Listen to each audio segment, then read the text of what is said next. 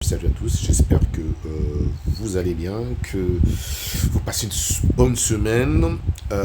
Donc pendant cette avant-dernière semaine du mois d'octobre, on va essayer de faire encore une seconde update de notre Bitcoin. Dernière update date du 14 octobre, donc ça va maintenant faire pratiquement une semaine. Donc il n'y avait pas grand chose à dire, mais sauf que là maintenant on a peut-être éventuellement un petit, je dis bien potentiellement un mouvement de retracement. Donc sur du 3 daily, comme on peut le voir, ben, nous sommes arrivés dans une zone de BO. Ah, d'accord. Donc cette zone de BO, pour l'instant, permet éventuellement au prix de pouvoir faire une pause. D'accord. Donc l'objectif final, l'objectif que nous visions, c'est toujours cette fameuse zone de notre butterfly, vraiment ici comprise entre 80 et 90. Donc, on a pratiquement fait la moitié du chemin. D'accord. Mais pour cela, il va falloir néanmoins pouvoir briser cette zone de supply depuis le dernier ATH qui date depuis le dernier ATH de 73 000. Bien. Nous savons que nous allons, une chose est sûre, comme je l'ai dit, à pratiquement 100%, on sait que le Bitcoin va atteindre les 100 000, ça c'est une certitude.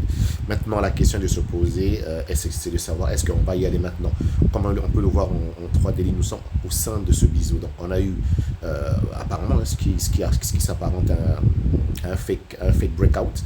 Donc, est-ce qu'on va réintégrer ce biseau, puis aller éventuellement chercher nos zones d'achat, la zone vraiment comprise entre 55 et 53 avant potentiellement d'attaquer les 80, c'est ce que nous sommes en train éventuellement de faire, d'accord.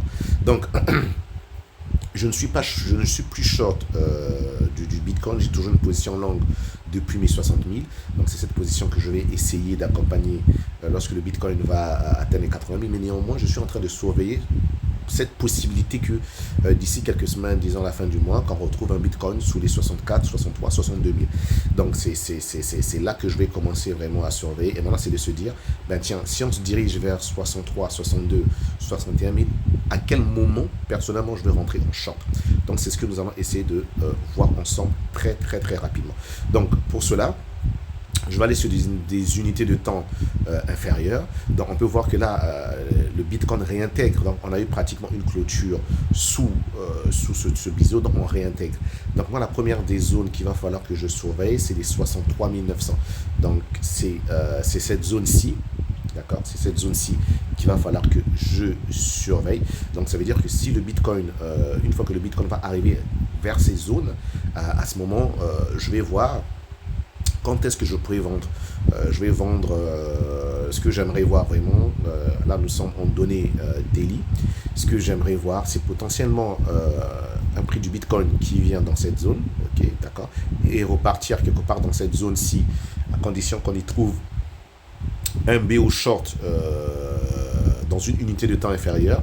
Et par la suite, ben, on recasse maintenant ce point pour déjà attaquer ce BO de 60 000 avant potentiellement d'envisager un Bitcoin sous 60 000. Donc je dis une fois de plus, on va prendre étape par étape. On ne va pas brûler les étapes, on va prendre étape par étape. Donc je ne shorte pas, hein, d'accord. Ceux qui sont short, ceux qui sont en train de shorter à 67 000, 68 000, tant mieux.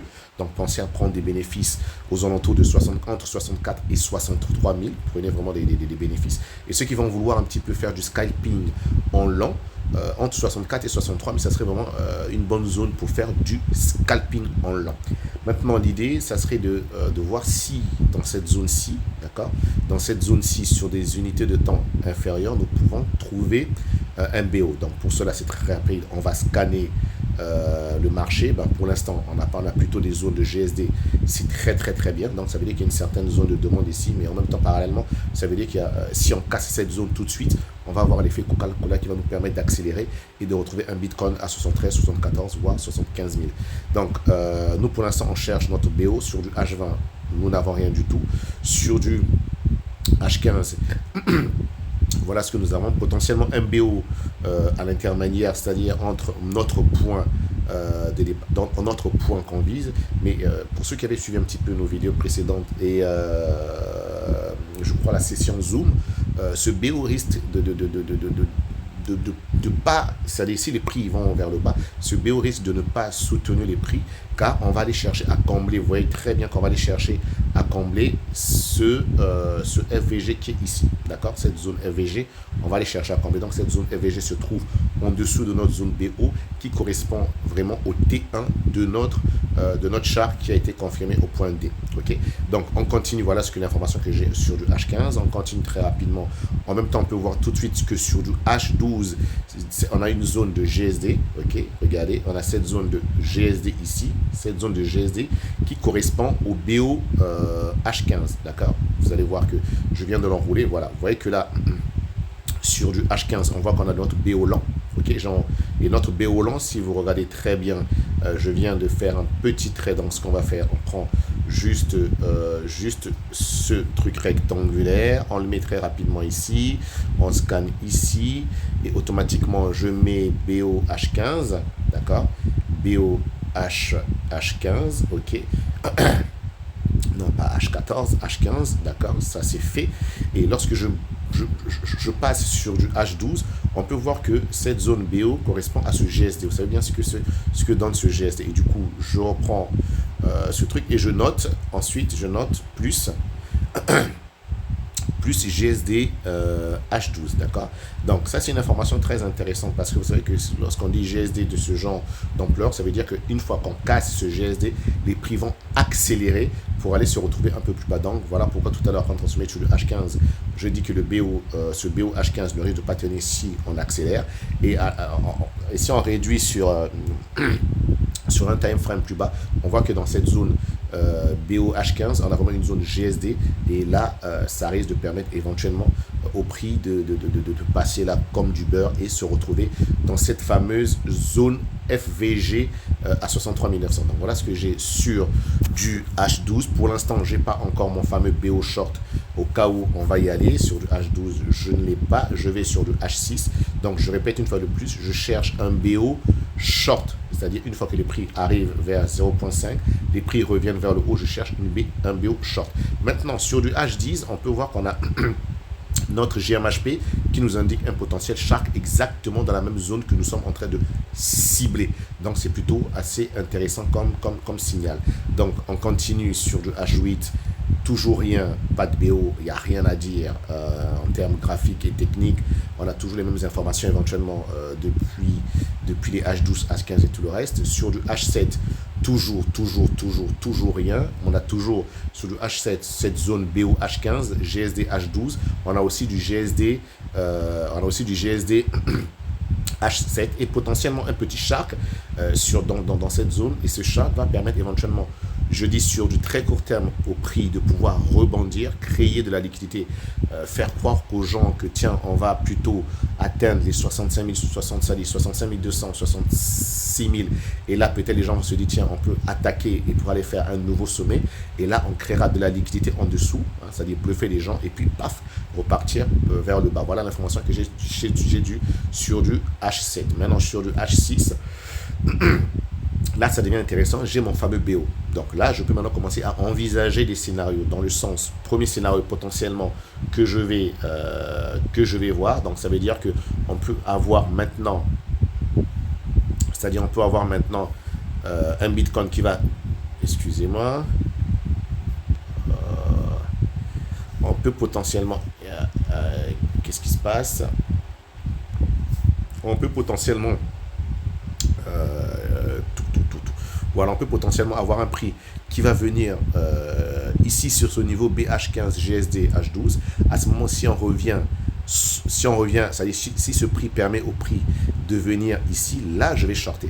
Par contre, si on a quelque chose de ce style-ci, d'accord, et là, on vient là, ça serait très intéressant parce que je pourrais vendre et là, on va créer une certaine liquidité qu'on peut venir chercher ici et éventuellement repartir là. Donc voilà, je préfère mieux m'arrêter sur le H6 là. On peut déjà avoir des scénarios potentiels qui se mettent en place dès maintenant.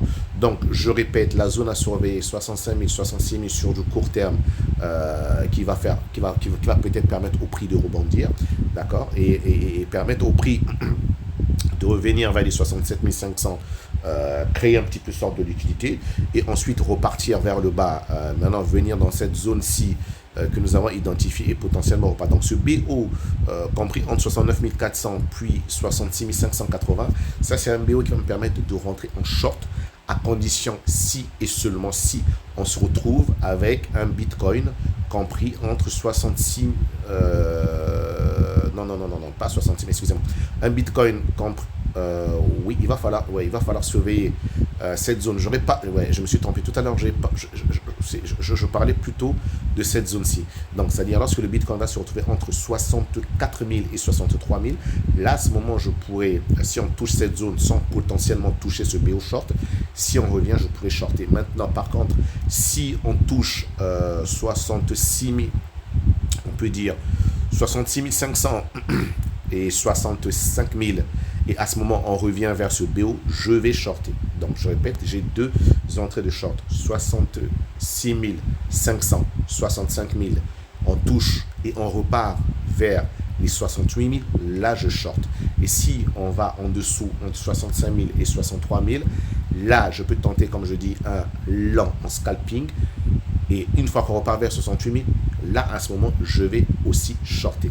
Mais ce que je vais vouloir surveiller dans les jours à venir, ça serait de voir si, sur des unités de temps du style H3 ou H4, si on n'aura pas d'autres BO qui vont venir après ce BO-ci. Donc, pour conclure, on entame une baisse, d'accord. Nous sommes en train potentiellement d'entamer une baisse. On ne short pas maintenant. Ceux qui ont anticipé le short à 67, 68, très bien, très bien. Prenez des bénéfices lorsqu'on va vraiment arriver sur les 65 000, vous sécurisez 20 ou 30 ou 40%.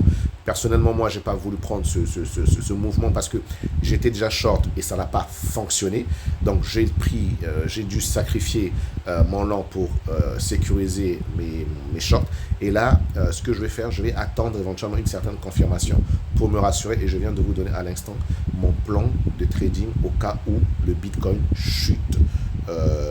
Au cas où le Bitcoin chute sous les 64 000. Donc ça, c'est quelque chose qu'on va surveiller. 63 000, 64 000, 63 000, c'est une zone sur du court terme, moyen court terme, qui va permettre au prix de rebondir. Et si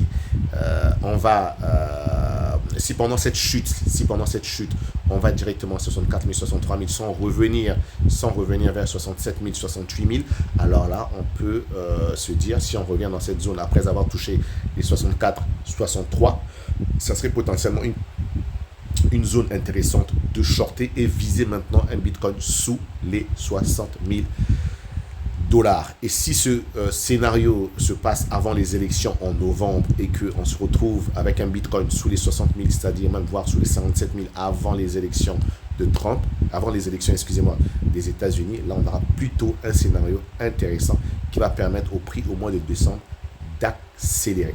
Une fois de plus, c'est de la spéculation. On a un plan, on essaie d'observer et on essaie de voir ce que le marché va nous donner comme gain. Ceci dit, portez-vous bien. On se dit à très bientôt. Nous sommes exactement le jeudi 23 octobre et on se voit à la prochaine session update. Bye bye à tous. Ciao.